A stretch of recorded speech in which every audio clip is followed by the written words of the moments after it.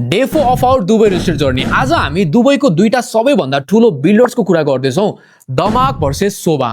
राम्रो कमाई र हाई रेन्ट चाहिनेहरूले चाहिँ दमाकलाई हेर्नुहोस्, अनि सोलिड क्वालिटी र जेरो मेन्टेनेन्स खोज्नेहरूले चाहिँ सोभालाई हेर्नुहोस्।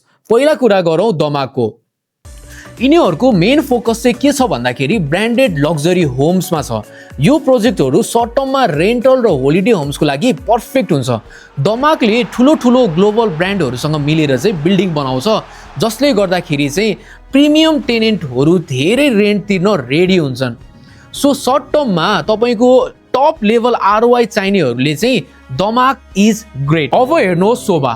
सोभाको सबैभन्दा ठुलो पावर भनेको चाहिँ इन हाउस कन्स्ट्रक्सन हो। यिनीहरूको आफ्नै team like top German standard क्वालिटीहरूमा बिल्डिङ बनाउँछ। फ्लोर प्लान हेर्नुहोस्, कुनै पनि स्पेस वेस्ट हुँदैन। नो युजलेस लङ कोरिडोर, सबैभन्दा राम्रो मेटेरियल युज हुन्छ सोभाको। सो लङ टर्ममा रिपेयर र मेन्टेनेन्सको झन्झटै हुँदैन। सो सिम्पल फर्मुला के हो भने, if you want quick cash flow र हाई रेन्ट भने चाहिँ दमाकको लग्जरी डिजाइन एकदमै गोल्ड माइन हो।